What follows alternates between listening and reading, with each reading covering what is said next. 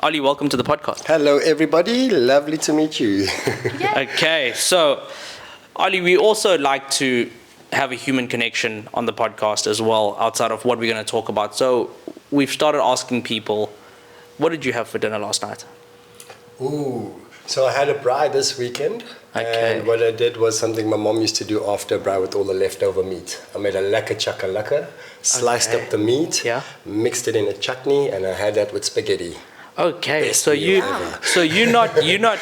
I'm going to be honest with you. You look like someone who would be a vegan. You're not a vegan. I'm not a vegan. And would you ever be a vegan? No, I wouldn't. I think where the problem of veganism and where it all became a thing was not so much with the concept of eating meat itself, but more with how we manufacture and kill the poor animals. The method of producing mass meat for the amount of people that there are to feed. It is inhumane. Yes. And so I think that is what was, for me personally, don't quote me, but it is my idea. That's where the negativity towards meat eating by humans came in first. But Yeah, no, that's true. I do personally feel that we are animals. Animals eat animals.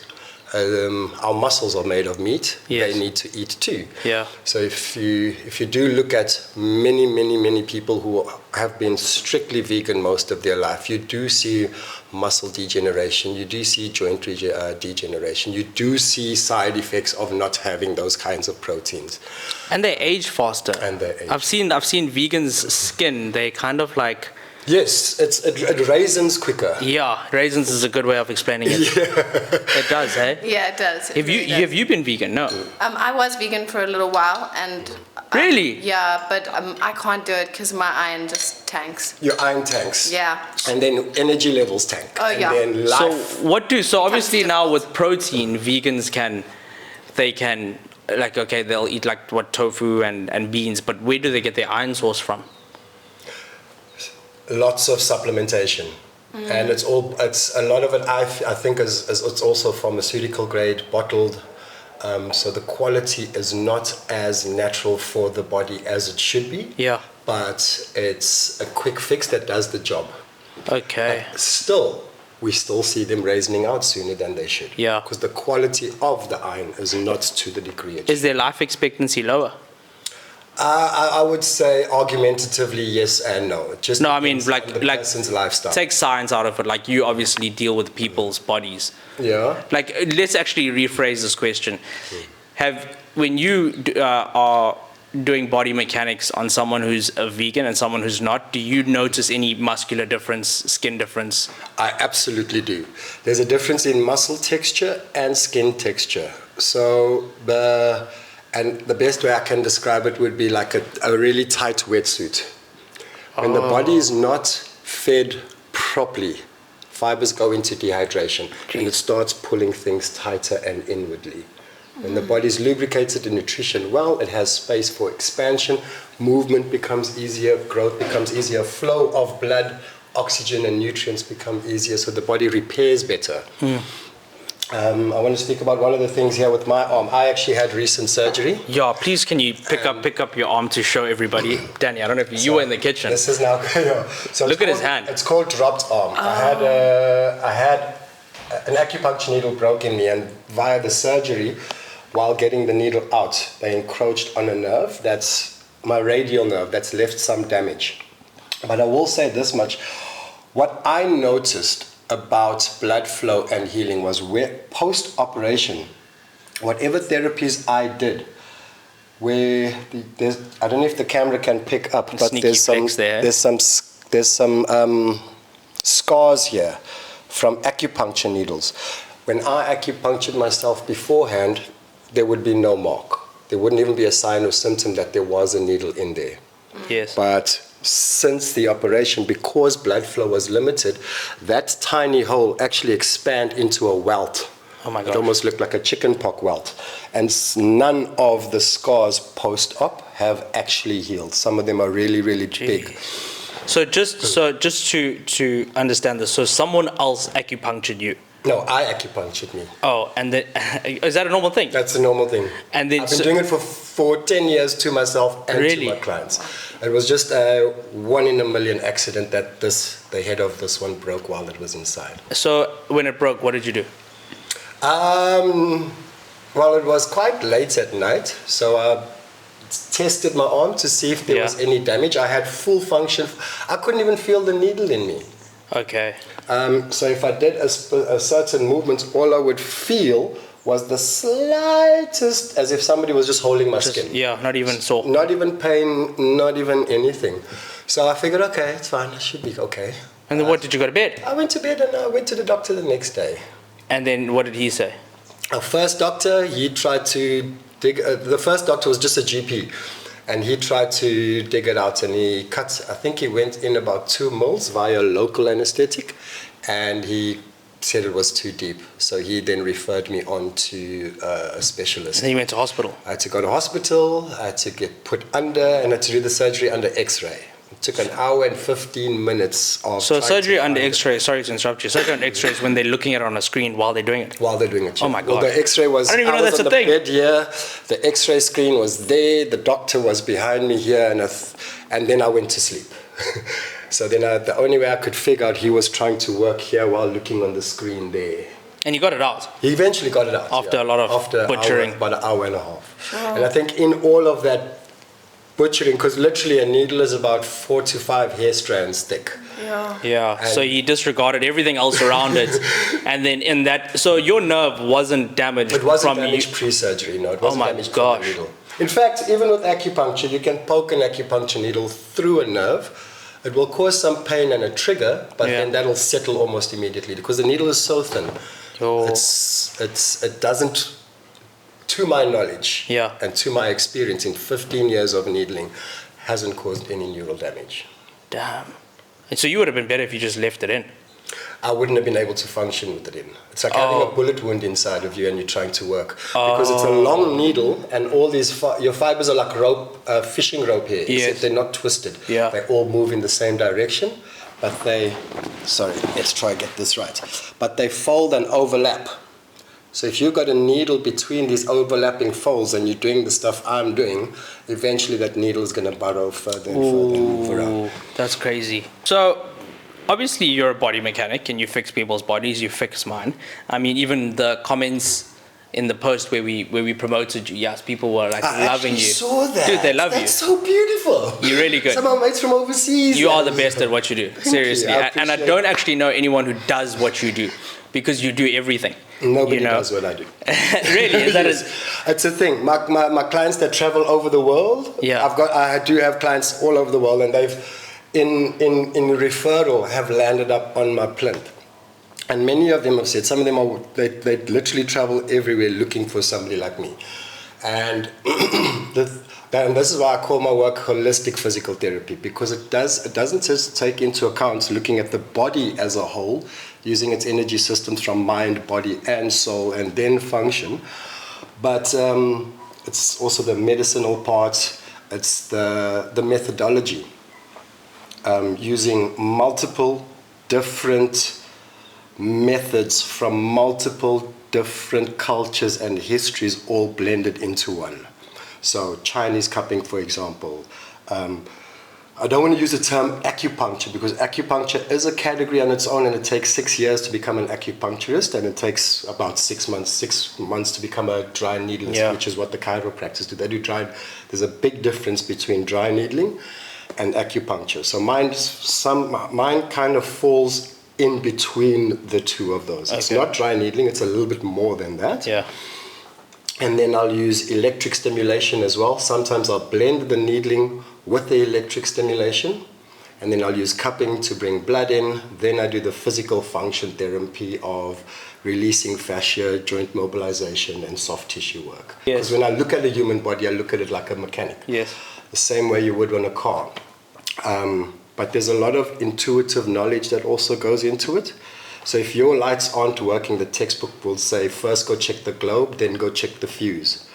But if you're an intuitive worker, your mind will say, just go look under the left, right light. And you'll go there.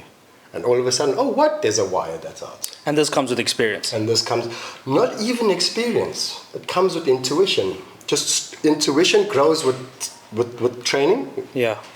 It's just like a muscle. The more you train your intuition, and this is done via meditation, and there's multiple intuitive elements and exercises and practices that you can do to enhance your intuition.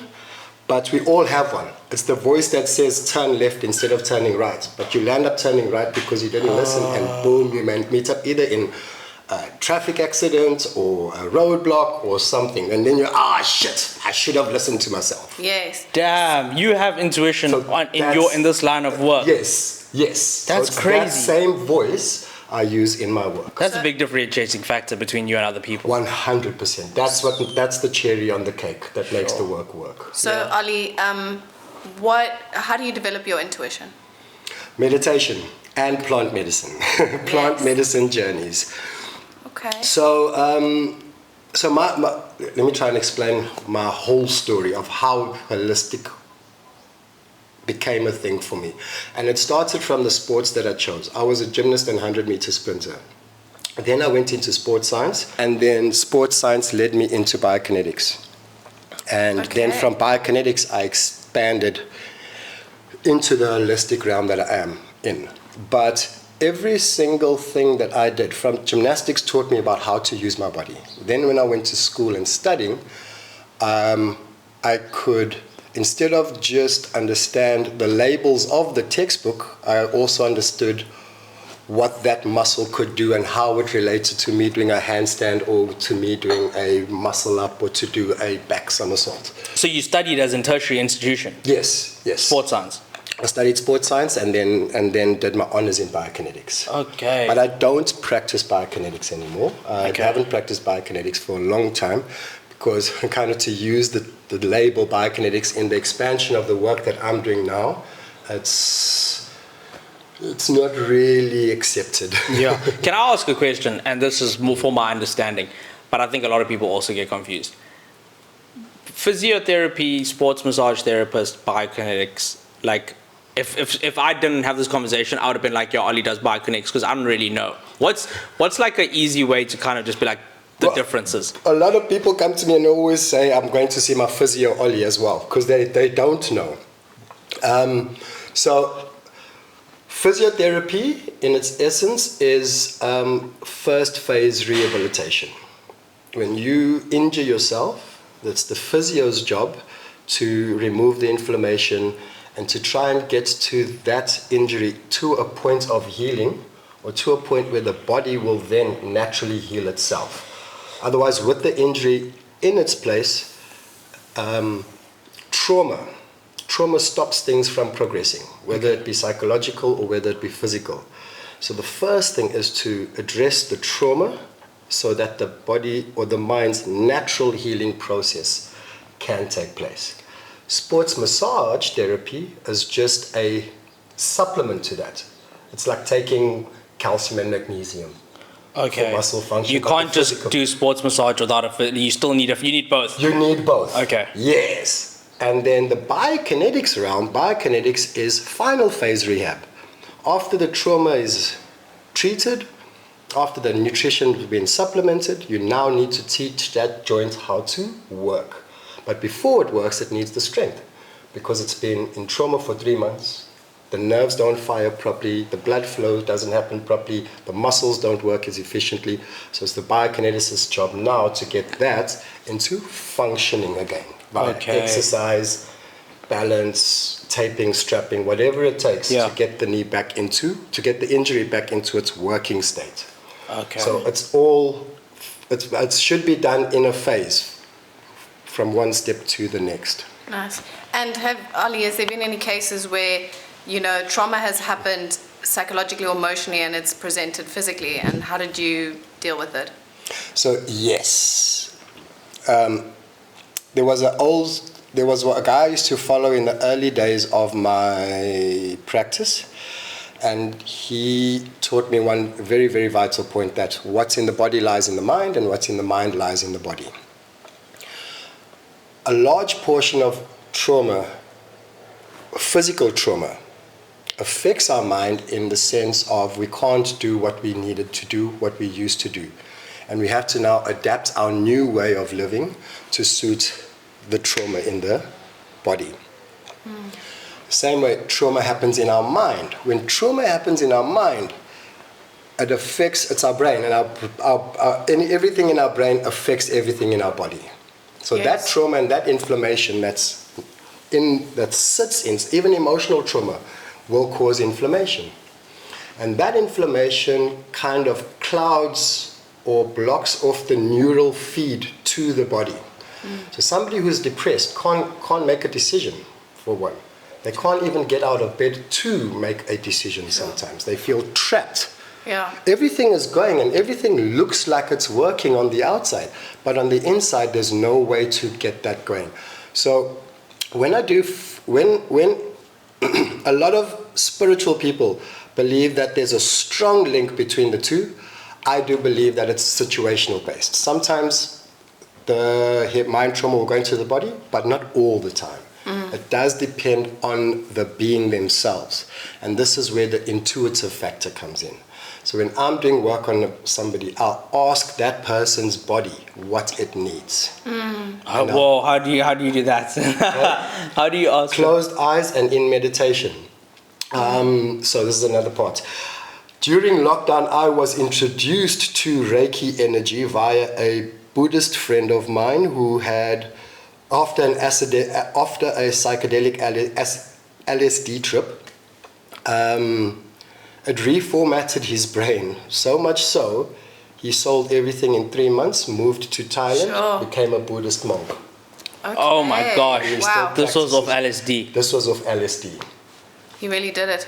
Eh? He really did it. He really did it. Wow. And up until today, he's now come back. He's now living in Cape Town and is a Buddhist monk there. But while in lockdown, him and I reconnected. And lockdown was where my world changed. I went into lockdown as Alwyn Lewis Biokinetics, and I came out of lockdown as Alwyn Lewis. As the Body Guru, Holistic Wellness. Okay. And this guy's work was part of that. Okay. And he had done my first Reiki atonement. And literally over the phone, by the way, Wow. and with no psychedelics, no medicine, just breath work and being guided on the phone. Yes. And Okay, I had a light experience. Was that through Breath of Fire? Not through breath of fire, no. Okay. Just normal. What breath of fire, guys? You guys So with breath work, this is a whole nother category. With breath work, there's multiple different ways of doing the breath work in order to bring out the desired outcome. What she's talking about, breath work or fire breath, it's a stimulating way of taking in your meditation, almost like the pharmaceutical version of that would be crystal meth. Yeah. Okay. Okay. And it's all done with your breath. And it's all done with your breath. And then the opposite polarity of that is slower, more calming breath work, which would have the cocaine effect of breath work. Yes. So different breath work meditations also will bring about different outcomes. Sorry, so crystal meth and cocaine do different things to you. Yes. What does a crystal meth do to people? Crystal meth is very, very much a stimulant. I thought cocaine was a stimulant. Cocaine has a stimulating effect. So by nature, cocaine is an anesthetic, but it has a stimulating effect on us. Okay. The same way crystal meth has a calming, focusing effect on people who have ADD. Okay. It brings them calm. But if a normal person takes crystal meth, they'll actually become ADD. They'll become ADD. Oh my gosh, no ways. Yes. That is so interesting. That is so crystal meth is a stimulant and It's a cocaine stimulant. just has a stimulating It effect. has a stimulating effect. And both of them started as pharmaceuticals.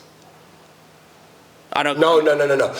In fact, cocaine started as a plant. Cocaine is straight from a plant. Okay. Crystal meth's active agent is actually ephedrine, which is what used to be in diet tablets, thins. Oh, wow, yes. Which is why that's now become illegal and prescription, was because when the law figured out that we're using ephedrine to make crystal meth, because you could now back then you could go to a pharmacy and buy thins over the counter. Yeah. separates the ephedrine from the thins and make your crystal meth. This is why you can't. Oh my gosh. This is why you can't buy stimulants over the counter anymore. Crystal meth. When you say it's diet medication, I'm assuming it suppresses appetite. That's what it does. It suppresses by appetite by giving you energy. Also, Because you don't need food for energy. you don't then. need food for energy. Oh my gosh, Yes. that is interesting. Yes. Okay, well, while In fact, it was a great thing in the rave days. In the rave days, instead of going to buy copious amounts of cocaine, you could rather just buy a 22 rand pack of thins, go to the rave and rave non-stop for 3 days. jeez, Oh, wow. and people are like, oh, it's diet tablets. Meanwhile, it's crystal meth. Yeah. That is crazy. Well, the agent of. I know the one guy. Well, I heard that they had a problem with Ritalin because mothers were stealing it from their kids because it's an appetite suppressant, so they were losing weight because of Ritalin. Because of Ritalin. Yeah. So Ritalin is also a pharmaceutical form of cocaine. Yeah. Very much the same chemical bonds. Jeez. So if you chop that Ritalin into, I don't know if we should be saying this on TV. Okay. Well, you can. It's, We can edit it out. yeah. You can edit it out. But yeah, Ritalin can be chopped into powder, schnaufed, and you'll have the same effect as cocaine. Jeez. Okay. Interesting. That's So, crazy. So that one, check whether it's allowed to be on here or yes, not. we'll check. Because now I'm fueling with fucking interest. So a lot of people are going to watch this podcast and think these guys talk about drugs and they're trying to condone this and encourage it. We're not. We're uncovering a lot of misconceptions, a lot of things that people are getting wrong, basically, as well. Yes. But I want to know what's the different things. So we just spoke off air now about like MDMA. Is that different to now something that takes you on a journey, and then where does mushrooms fit in? Where does ayahuasca fit in? Okay, so basically, let's first get the definition between what is drug and what is plant medicine. Yeah. Like what is, back when I was growing up, dacha or cannabis was a Yeah. drug. Yeah. Now in my adulthood, it's plant medicine. How did that all happen? Yeah. And what are the differences between the two? So, let's use cannabis because it's the one that people know the most. Yeah. All right? We were taught that drugs harm and that drugs kill. And somewhere along the line, things that were made pure and in nature were put into the category of drugs, simply because they alter your state of awareness and consciousness, right? Yeah. Now,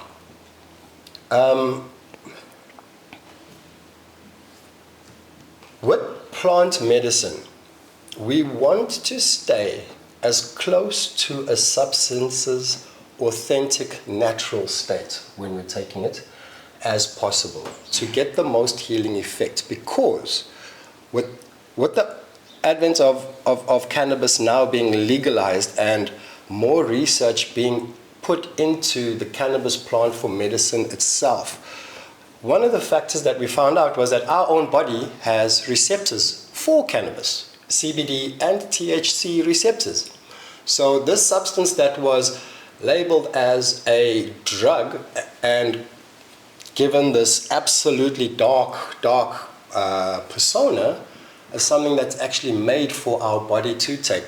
Lactating moms even produce a form of CBD in lactating milk Oh, wow. to calm baby down. Oh, okay. That is crazy. I never knew It's that. it's not the exact CBD thing, but it's a chemical chain that's incredibly close to CBD and has those same effects. So those receptors of CBD it doesn't develop. It's even in the baby. It's even in the baby. Damn. It doesn't develop by taking it. It's the evolution factor chemically has already happened. So this is the thing. If you really dig deep into pharmaceutical medicine as opposed to plant medicine, you'll find a majority of pharmaceuticals have been extracted from a plant Okay. and then made into the medicine. Yeah. The big problem that I personally have with that is in that extracting process, you've messed around with the chemical chains of the substance in its natural state and only taken out the active agent. Yeah. And with that now come side effects. I like to use orange juice as an example. Okay. you squeeze out your orange and drink that juice without pulp, that sugar becomes more toxic to you and it becomes a bad sugar had you done it with the pulp. Because the pulp has other molecules that allow your body to break and digest those sugars up in a way that's healthier for you. So it's like almost The changing from moment- fructose to sucrose. In a way, yes. Okay. Yes. And from one digestible molecule into a molecule that's going to leave toxic residue. Jeez, just from leaving the pulp in compared to Just by taking it leaving out. the pulp in compared to taking it out. And that's just in an orange. Now imagine that in our pharmaceuticals and medicines that are separated and extracted across the board. Yeah. This is where I feel side effects and bad effects come in. Because now our body is forced to digest a healing molecule in a chain or chemical structure that it cannot identify with. It doesn't have the correct lock and key system. Yes. So it leaves the negatives. Okay. So that's the thing with plant medicine. And then if we now expand that into ketamine and ketamine clinics that are now coming up. So ketamine for horses is a painkiller. Yes. But for us, for humans, it is a psychedelic journeying medicine used to clear trauma. And it's also something that's also only come out now after cannabis, was now proper, authentic, doctorized clinics, ketamine clinics are being produced. But in the same token, in the past, we had ayahuasca journeys. We had changa journeys. Yes. We had tribal ceremony to induce the same kind of trance-like effect that ketamine is giving. And I ask, and I've got nothing against ketamine, but I ask them, why? Why Yeah. is that branch of substance allowed into a medicinal clinical sector where things like ayahuasca and changa and other psychedelics that was considered hippie medicine or drugs, that is now considered bad for you, or not even being researched or case studied enough to say, okay, shucks, we made a mistake. We can just take a plant and induce the same effect. Well, you'll never hear anyone say we made a mistake. I think from what you're saying, it's quite evident to realize that like everything is almost guilty without like proven innocent. Yes. It's guilty until proven innocent rather than innocent. So like cannabis, they don't know what it is, so it's bad. Yes. And then they're like, okay, it's not so bad, it has its benefits, right? Obviously anything in the wrong hands can be bad. It can even be legal stuff. And now the same thing's happening with ketamine. So it's almost like in the next lifetime after us, the stuff that are now demonized is probably going to be okay. It's probably going to be okay. Or the way things are going, there's going to be a synthetic version of everything. Yeah. I'm hoping for the former, where everything does become okay. Yeah. But in a controlled and knowledgeable, prescribed or given out in a controlled, knowledgeable, and conscious manner. For its benefits. For its benefits. I want to know basically what's what? You know, like people take certain things at certain times for certain effects. So which one would be psychedelic? Which one would be journey medication? Are those the same? Which one is ones that I think like if you abuse anything, it'll be bad. So like, can you give me like let's say for example, I don't know anything because I don't. How would you explain it to me? Okay, so with plant medicine, most of the elements in a plant are multifunctional. The outcome intention is actually based on dosage. So a small microdose, for example, for somebody who is, and let me use psilocybin or magic mushroom. Sorry, what's psilocybin? Another. So psilocybin is the active agent or psychedelic agent in mushrooms, magic mushrooms. Okay. Smurfs. Smurfs. The blue Smurfs that Yes. live in the mushrooms. Okay. Smurfs are psilocybin. Gargamel is the Sangoma that also always tries to eat Smurfs. That pork is just looking for another psychedelic trip, bro. Is that what the whole movie is based on? That's what the cartoon is. Gargamel my is gosh. a Sangoma / witch doctor who's trying to catch the Smurfs. He doesn't want the mushrooms. He doesn't want their houses. No. He wants the little blue guys. And when you extract psilocybin from the mushrooms, it's blue. Oh, wow. Okay. Gee. Alice in Wonderland is a mushroom trip. Yes. Super Mario Brothers, Yeah. that little red top mushroom that turns him from normal Mario into Super Mario is a psilocybin mushroom. Oh, my Wow. God. Our cartoons are baked. Our cartoons are baked. But this is the thing, these were adults having cartoon-like, childlike experiences in psychedelic journeys that then developed the cartoon concepts around them. Okay.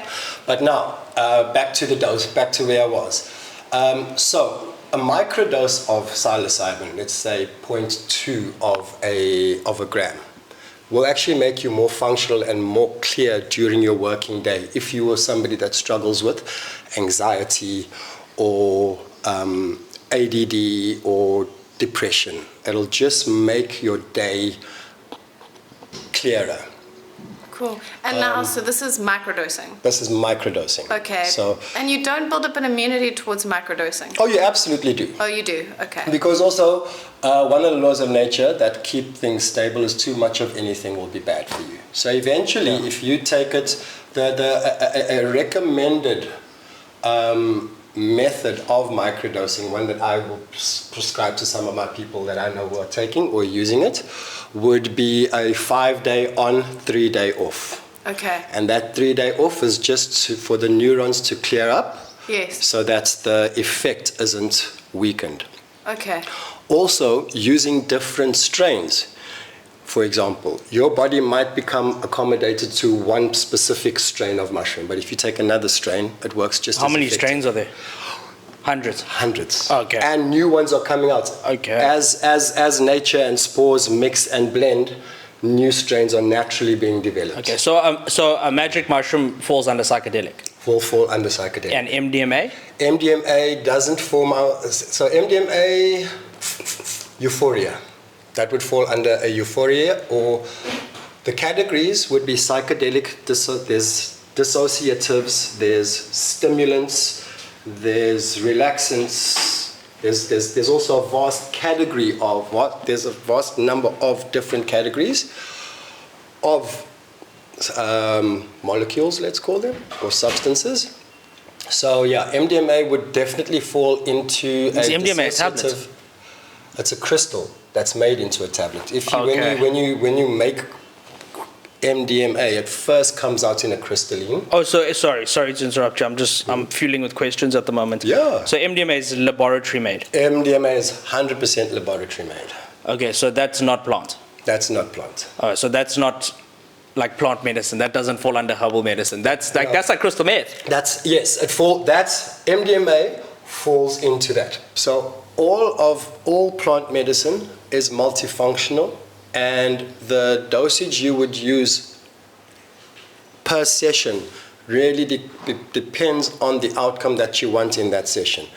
When you want strong, hard trauma release and to clear your body of cloudy thoughts, we do what is called a hero dose in with magic mushrooms or psychedelics, which is the psilocybin hero dose is 5 grams of mushrooms, which can be done in 2 ways. Some people use it as a journey, as a rite of passage method, where they'll go to a jungle. You start in the beginning of that jungle hike, taking your 5 grams, and you walk Whoa. Oh my for gosh. 4 or 5 hours, Yeah. and you come back a new human being. Okay. You will see God, you Yeah. will see angels, you will see fairies, you will meet all the people on the other side that you need to meet. Okay. Is it guaranteed to, or can you see the opposite to that? You can see the opposite to that. It's Yeah. not, there's no trip that is a guaranteed good trip. In the same token, I don't consider any, what people call a bad trip. I don't consider bad trips. I consider them detoxing trips. All the bad stuff that's inside of you, all the evil, the negative that's been projected onto you Yeah. needs to come out. Okay. So, and it comes out in a bad trip experience. It's basically you seeing it. Yes. Oh And my this is gosh. why holding space in a proper healing journey, holding space is as important as the substance itself. So a shaman, for example, can put you into a 20-hour out-of-body psychedelic trip. And the moment while watching your body, the moment he sees that things are going wayward. How does he see that? He's watching your body. So shamans also have Intuitive. Intuitive, to the point where a shaman can jump into your psychedelic trip Oh my gosh. and see what you're seeing. A Reiki master can do the same. Some Reiki masters can jump into your dreams and experience your dream with you and counsel you from the dream. So if a shaman, for example, sees things go bad or wayward, he can literally blow on you, snap his fingers, and you'll actually come back into your body and come out. And that's called overseeing. Holding space. Holding space. Holding space. So you can't do this by yourself. It's not recommended. It's not recommended. And this is the one issue that I do have with the ketamine clinics. They don't hold space. They don't hold space properly. 90% of the people that I've come across who have told me about their ketamine experiences in clinic have told me wonderful things. Okay. The 10% that I've spoken to that have had bad things, it's been because of the space holding. In one case, the actual clinician himself wasn't able to be there. So he had a nurse on her first, not even a proper registered nurse, he had an assistant who then had to hold space for 3 people who were induced. One person started to have a bad trip, and this poor girl panicked so much she had no idea what to do. She elevated the anxiousness and woke up the other 2, and then put all 3 of those into a really bad space and a really bad cycle. Yeah. This is not to say that, as I said, this is one story out of many. Yeah. But this is where I would love to see doctors actually interacting with shamanic people and with plant medicine men, just to share knowledge. Because the modern medicine world have blocked out plant medicine so much to the point where they believe it's pseudoscience or evil, that are not even open to receive, but then creating synthetic methods for the same thing. And they want to think that they know more than everybody else. Yes. So that's what I would love to see more of in the modern medicine space, is that merger between the shaman and the doctor. I know a pharmacist now. He used to come to me for therapy when I was working at my old place. And he's one of the single most open-minded pharmacists I've ever met. Wow. He sells cannabis in his store. He's open to magic mushrooms experiences, and he will first go in that direction to the alternative method before selling the medicines on his shelf. Wow. So I want to know how do I phrase this? Let's say, I'm just going to use the terminologies I think might be correct. You know, when you go on a trip, like you just said, are you entering like a different astral plane? Yes. Okay. Of which there are many. Okay. No one journey is the same.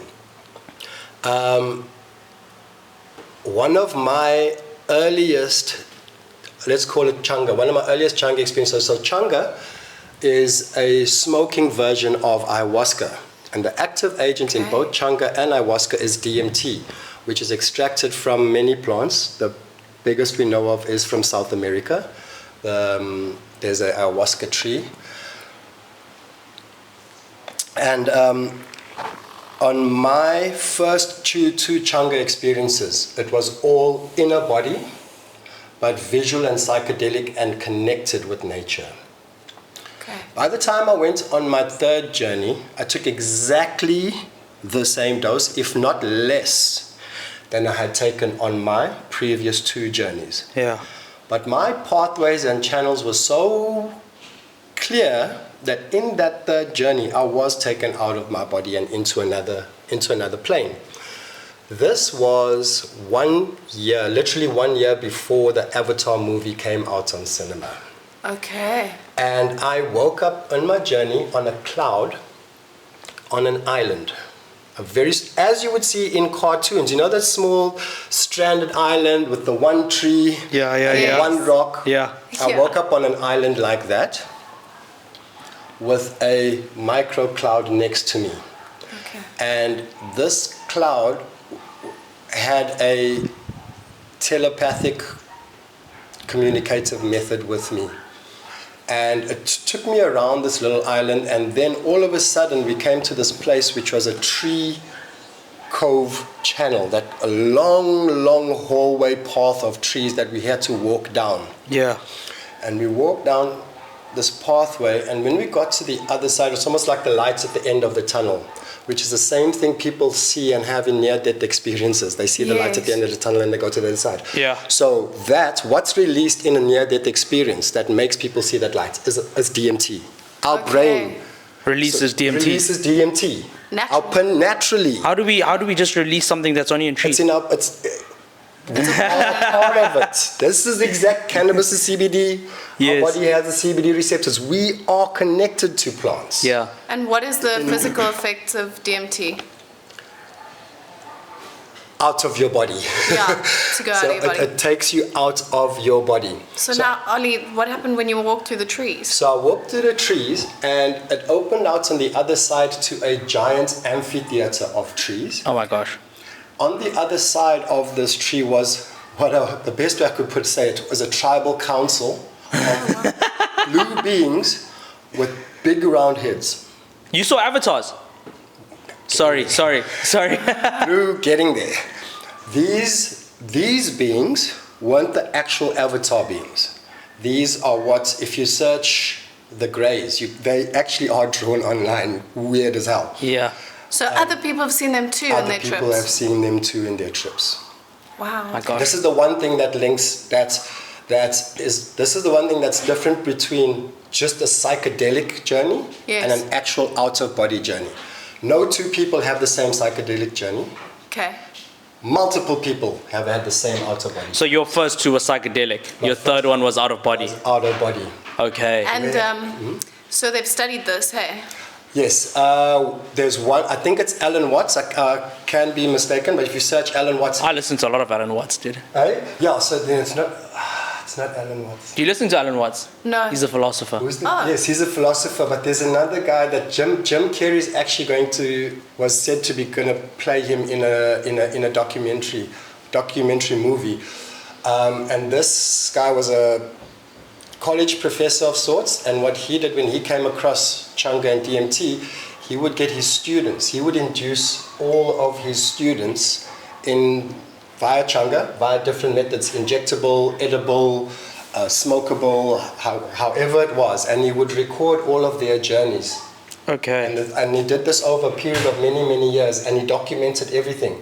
And all of those people, in different ways, had gone and met the same entities and gone to the same place. Jeez. So this is my story now on Out of body. Avatar. Yeah. So this first line of beings were one group of entities. Okay. And it was a weird thing because they started speaking to me, and when I tried to speak back, I couldn't speak. What? Because I'm in a spirit body and I'm trying to speak with a mouth I don't have. So I then realized after trying so long, I just thought the words and boom, they responded. Wow. So you were communicating telepathically? Telepathically. Okay. And we had, by the way, I was gone for 5 minutes. A Changa journey lasts 5 minutes at its peak. Wow. So we started this conversation, and they had given me literally the script of the entire universe and secrets, most of which I couldn't even remember. I was still downloading what they had said to me up to 2 months later, because it's like plugging a 1 gigabyte hard drive into a 100 terabyte. Yeah. You don't have capacity. You don't have capacity to register I it don't all. have capacity. Brew, but it all gets put in there. Yeah. You just format it Yeah. afterwards. Yeah, afterwards. And at the end of this conversation, they asked me if I wanted to stay with them or if I wanted to go back Oh, wow. Go back to what? Human being. to human being. So I'm assuming you chose go back. Well, that's the thing. I actually said to him, well, if this is This is all talking in your mind. this is all telepathic. Oh my gosh, okay. So I said to them, if this is the place that I think it is, I'm probably going to come back. And I was conscious. Yeah. I had one fear in my mind while I was on the other side, and that fear is whether my body is still breathing. Yeah. Because I couldn't feel breath, I couldn't feel nerves, I couldn't feel anything. Yeah. Sure. So I didn't know at this stage This was out of body. if I was dead Yeah. on earth or if I was alive. Yeah. So I said to them, if this is where I think it is, then I'm probably going to come back at the end of my life journey. Yeah. That journey there is going to be another 50 years. This journey has an eternity. Let me go finish what I have to do there, and then Yeah. I'll come back here. So you were Ollie. I was Ollie. Completely, I complete consciousness, Yes. full identification of who I was. In the same token, I was an individual, but also part of everything. It's Oh like my being gosh. a droplet in a pond. Okay. And weren't you But- scared? Like the only fear I had was whether my body on the other side. But dude, you were was still seeing breathing. things that didn't exist. How were you not fearful? I felt it. I felt comfortable. I felt at home. Is that, would you say, is that the tell on whether it's a good trip or a bad trip? No. Do you feel when it's a bad You one? feel fear. You feel fear. You'll feel it. And do you think that's tapping into like Satan? So if you believe. Well, I mean evil. Evil, yes. Let's say dark energy. Yes.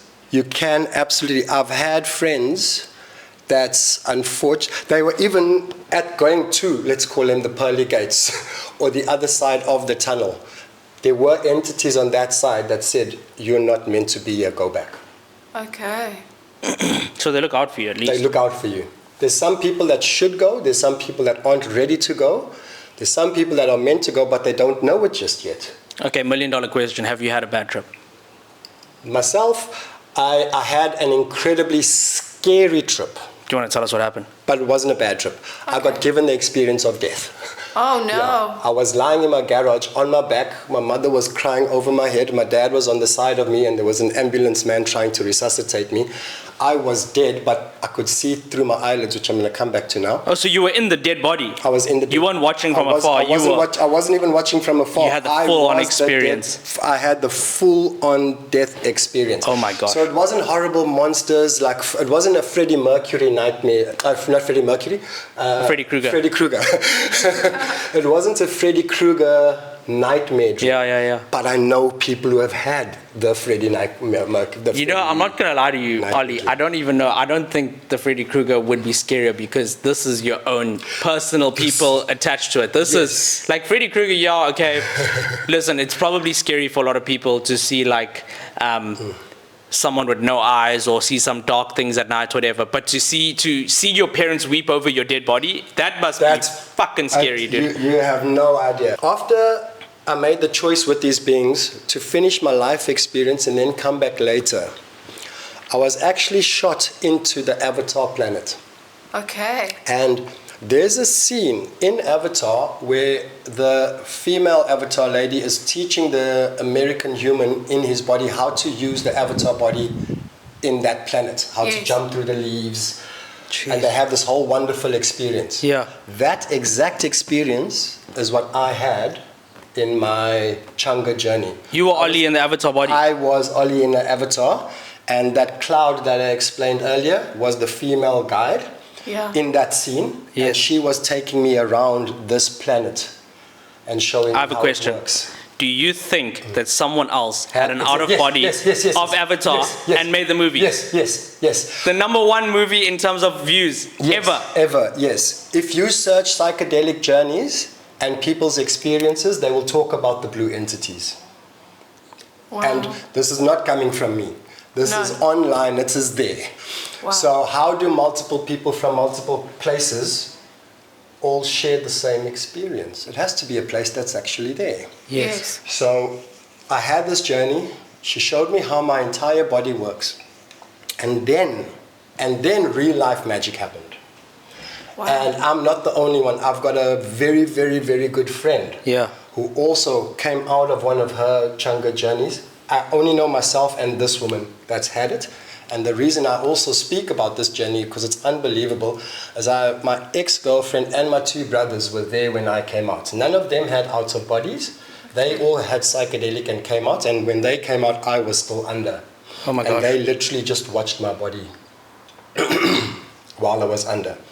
So after I did the entire tour, I was shot into my body, and I got up like Undertaker gets up. But your eyes weren't white. My eyes weren't white, but they also weren't opened.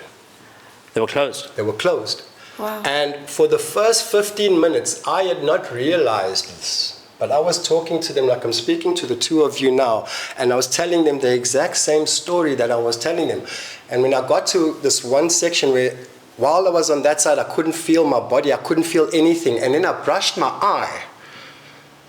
And I realized that my eyelid was closed. And I felt like it was open, but I couldn't feel it because it was still numb. So I asked my brothers, guys, are my eyes open or closed? And they said, your eyes hadn't opened since you woke up. Wow. But I could see them like I'm seeing you now. Oh my gosh. Third eye. So for me, it was third eye vision. Yeah. And this is also something you can search online. So this for me was what grounded me in plant medicine. Because now, at this stage, I hadn't realized that these journeys were more than just psychedelic journeys. Yeah. But having that magical moment of coming back into reality, Yeah. and seeing without my eyes, for me it was a gift from that side to say, you didn't just have a dream, young man. You Yeah. had an experience. And do you feel like kids have a higher level of intuition? Absolutely. Because Kids. they do. Because they're not clouded by stress. They're less clouded by stress. They're less clouded by... They're still at the Early stages of what I would call life indoctrination. So wait, I want to know, where was your mind when you watched the Avatar movie? So that's where I'm getting to now. When I went to watch Avatar, I went to go watch it in 3D at cinema. And it came to that scene and I could do nothing but cry. Wow. I sat and I cried, snot and tears like a little kid, because I was telling the people I was with, that was me. Oh my gosh. Wow. I was there. I had that experience. And I was lucky enough in that one to have had met two powerful entities. Yeah. So the Avatar entities there are layers and grades of people and entities on the other side. The greys are considered quite high up in the chain of levels of entities, and then the blue beings or the avatar beings are considered a little bit lower. And you even get to the point where there's like goblins or fairies or this or that. Yes. So a lot of those things that we see in cartoons, the fairies in nature, they are extensions of an adult's experience on that side, because cartoons are written by adults, not by kids.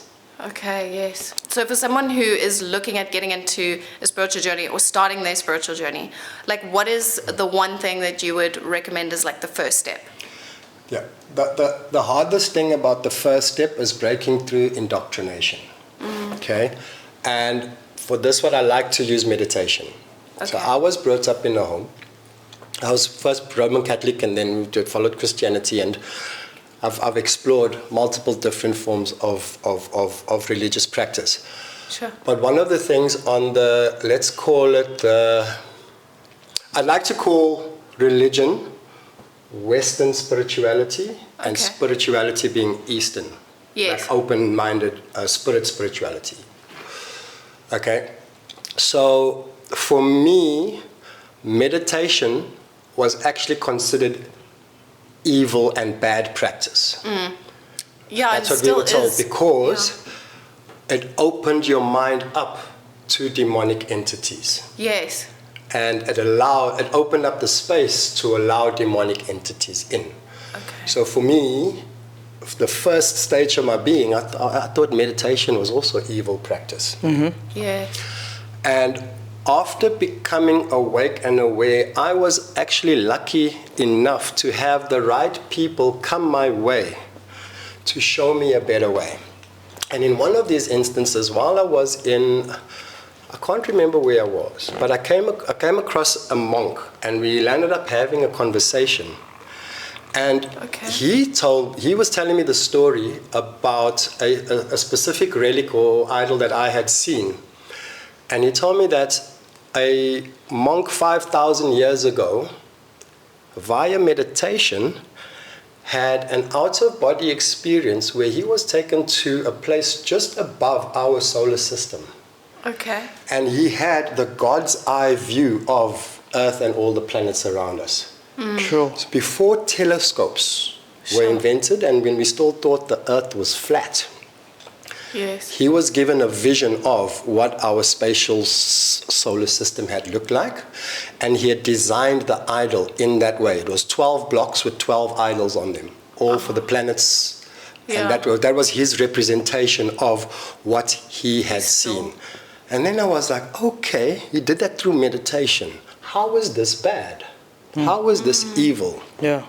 Right. And after exploring and exploring more, I realized that in prayer, we're speaking to God. Yes. And we are always asking, and we are always making requests. And then I learned a very, very normal saying on here is that the fool with the loudest mouth here learns nothing. So if we are always speaking, when are we ever listening and hearing the answer? Yeah. And this is meditation. Okay. Meditation is now where we sit, we clear our mind of all thoughts. The hardest thing to do is actually to get into a state of meditation. Yes. It is practice, and it is frustrating as hell because you can't stop these thoughts. You can't stop the busyness of your brain. The monkey But mind. it's the monkey brain. But it's just like a muscle. The more you train that muscle, the more functional it becomes for you. Okay. And meditation is a muscle. It's a form of muscle. So the more you do it and the more you practice it, the better you become at it. So prayer, for example, is how we speak to God, but meditation is how we listen here and receive the messages from God. And psychedelic trips and journeys actually force us into that state of being open and receptive. Without, it bypasses the meditation. So I have a question. How does someone meditate? How do you meditate? I started with guided meditations because I couldn't clear the noise. I beat myself into frustration for a year trying to meditate. Yeah, and I so couldn't. adverse effects. It had the adverse effect until I got onto guided meditations, and I used YouTube. There's guided meditations for this and for that. And on that, there's music and there's audio, very, very much like a hypnotist would take you through. Yes. That stops all you have to do is sit and listen. Yes. And the background will both cloud the noise and then also help you into the state of meditation. So for somebody who's opposed to an alternative way of thinking, they actually first need to break through the indoctrination and become more open-minded and open-hearted. Then Spirit will reveal itself to you instead of you going to go and find it. Okay. Wow. And do you meditate every day? Not every day, no. Well, how long do you meditate for when you do? When I do, can it be anywhere between half an hour and 45 minutes, but it's also environmental. So if I'm at Gibber Gorge, I could sit under a tree there for 3 hours and it will feel like 5. If I'm sitting at the beach, I could sit there for an entire day and not feel a moment or second go by. But I'll sit in my bedroom and it'll take me half an hour to get there. Oh, so a bedroom's difficult. It's difficult. So when you find it better when you're in nature? I find it better because I'm already in tune. I'm close to nature. That's why meditations are done on mountains. Yeah. Okay. You think, because you actually are, you're more in touch. And I'm not saying, because it's closer to heaven, you're closer to God. You are just more open to receive the messages of the Spirit. Because Spirit is nature, nature is us. Okay. By these 4 walls, you cut yourself off from nature completely. Yes. People talk about being grounded and being connected to earth, but then we wear rubber shoes. Rubber is the biggest repellent of electrical current. Okay. And yet Mother Nature feeds us through our feet. Yeah. Lightning strikes the ground. So you barefoot charges all the Mother time? Earth. Mother Earth, when we ground, then receive that charge. It's alternating current. Yeah. But we wear rubber shoes all day and wonder why we're so freaking anxious. As you can see, I even work barefoot if I can. Yeah. Because for me, that is also a form of meditative practice. Yeah. It's still being present with myself and being connected. Even though I'm living life, I still haven't disconnected. Do you think that pets is a good way to connect? Having like a dog, 100%. is it? A pet will teach you to connect with humans and connect with nature better than humans will teach you, because humans are already disconnected. I thoroughly believe humanity has come from a state of being symbiotic with nature to being parasitic. Yeah. We have already disconnected as an entire human culture around the globe. Does being spiritually inclined and connected to earth change anything in the bedroom? Sometimes yes and sometimes no. And the reason is it just depends on your level of awareness. Yeah. And let's use the modern term of wokeness. Yeah. Yeah. Where when you are full of toxicity or trauma, your body attracts to toxicity and trauma. And sexual activity is one of our greatest releases for trauma. Yeah. Because it releases all the happy hormones and it takes everything away. So I have felt a change in my lust for sexuality, but not my appreciation for it. So your lust is decreased, Lust is decreased, but you appreciate it the appreciation is same greater. as greater. Okay. Yes. Well, that's So I don't like the normal toxic person needs sex. They want sex all the time because that is the distraction. And if it's not sex, it's alcohol or a drug. Yeah. This for me is what makes negative drugs. Speaking So on that we're topic, taking those as alcohol as a drug. It's not listed that way because government makes so much freaking money off it. Yeah. But cigarettes, and they say because alcohol kills, but then cigarettes kill too. yeah, It's true. And cigarettes actually have, apart from a small release of dopamine, have absolutely no fucking You can swear. no positive effects whatsoever. yeah, But that's legal because it makes us money. yes. Do you All the think things that are alcohol is the cleansed- worst drug? Sorry? Do you think alcohol is the worst drug? 100%. Alcohol is as in the mind altering categories of substance, alcohol is the single most evil. In the non mind altering elements of drugs, nicotine, Is the thing- cigarettes, Yeah, vapes. vaping. We're still to research vaping, but vaping is going to come out there as worse than cigarettes very soon. And I'm Yeah. a vapor right now too, but Yeah. it's because I don't know any difference. In fact, when I started vaping was to get off cigarettes, and now I realize, oh shit, vaping's actually worse, but now I've got to beat that crush. Yeah. It's also up to me. Well, that's cool because as far as you are in your journey, you're still I'm still human. You know, you still face, but that's part of the human experience. That's the human experience.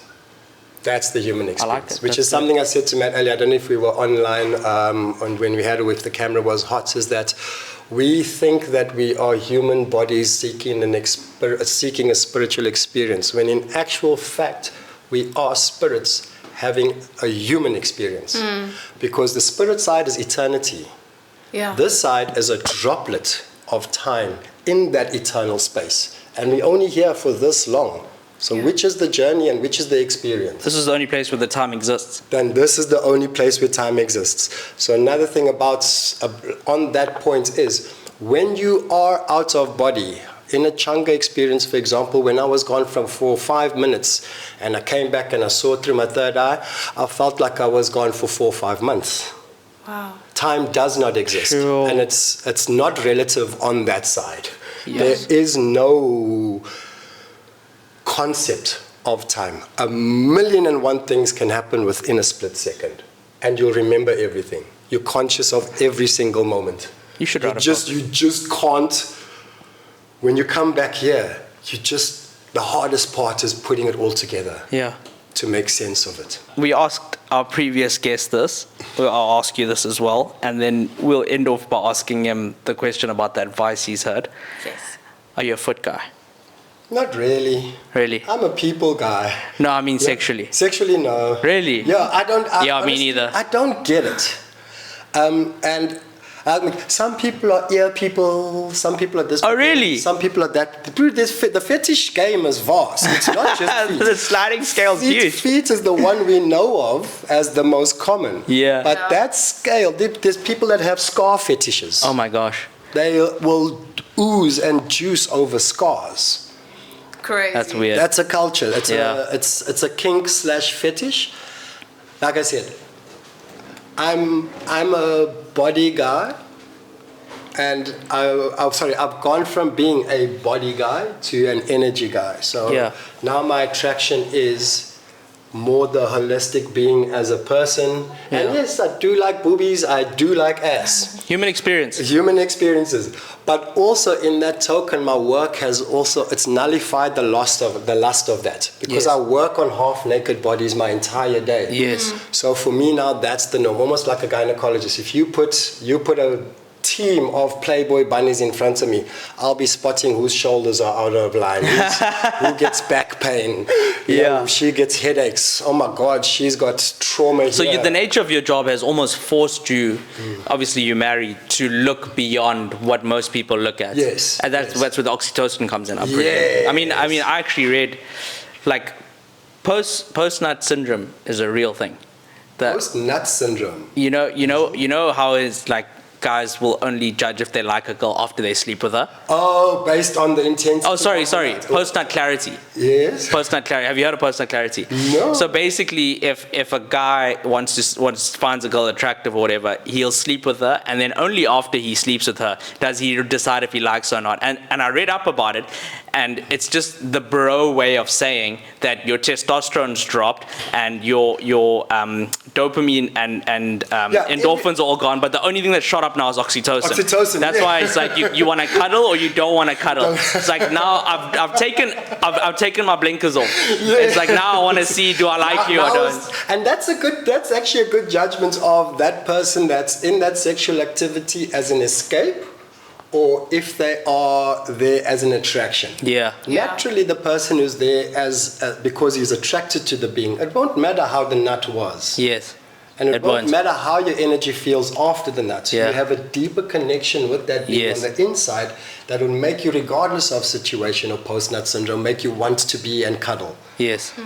You know, because you've connected 'Cause you've more connected. than the superficial. Yeah, and that's what keeps relationships going. And that's along. what makes a relationship go. Yes. Ollie, I want to end off by asking you, what is the best piece of advice you've heard and what is the worst piece of advice you heard? To preface this, Jay Shetty does this on his podcast. We did copy him. Well, we got inspiration from him. We did ask it on our previous one, and we're going to ask it going forward. Let's start with the worst piece of advice. Yes. The worst piece of advice I was ever given. The worst piece of advice I was ever given. Phew, that's a tough one. There are so many idiots out there telling you to do so many stupid things. It's not even that he's never heard bad advice, it's that there's so much bad advice. Exactly. There's so much bad advice.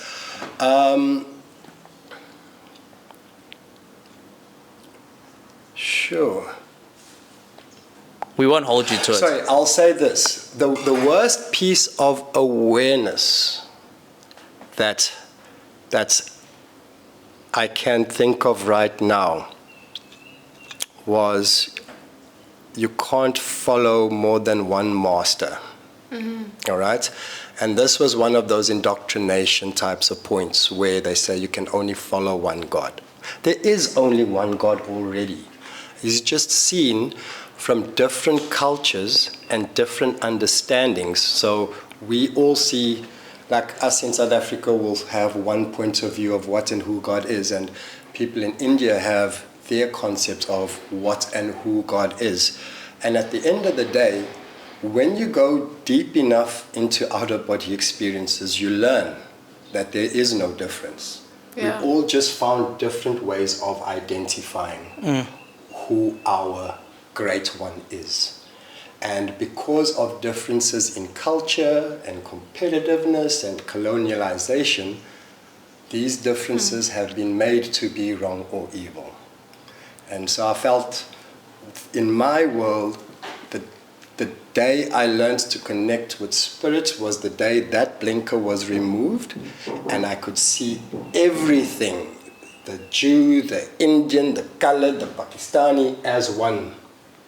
And then break down the layers of their indoctrination and then see that we are all following the same source entity, but just doing it in different ways.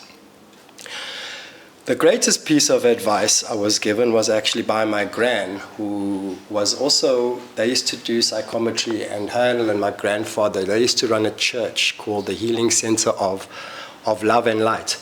And what they used to call psychometry is also just a clinical description of Reiki energy. Okay. And one of the things she said to me was, mind is the master power that molds and makes. And that expanded my brain into thoughts and ideas that I could never comprehend before, because it put me in that state where I actually am responsible for me. My mind is my master power, and it molds and makes my way forward. Nobody else. Yeah. There's things that will come into my path that might want me to follow a different path or do something outside of my conscious awareness and state of being or morality lines, but the realization that I'm the carrier, I'm the man, and I'm the master in power of that has made me make better decisions and choices. Rather than just following the sheeple, I can also become a self-herder. Ollie, it's been a pleasure to have you on the podcast. Thank you so much. You're a good friend of mine. You're my body mechanic, and I hope that people from this podcast will take something really meaningful away from it. Thank you so much. Thank you, my friend. Sorry. I just would love to put one disclaimer out there, is that everything I have said is my own personal opinion. There's a lot of scientists out there. Yes. A lot of in the Facebook comment and section. A lot of Instagram scientists out there that will probably come up in the comments. I just want to say that this is my opinion, and everything that I do, either to a client or to a friend, I've done to myself. I can't speak completely for science because a lot of the things that I practice are not scientific, or science has not yet got there. So I would like to put that disclaimer out, and I am open to correction. Perfect. Amazing.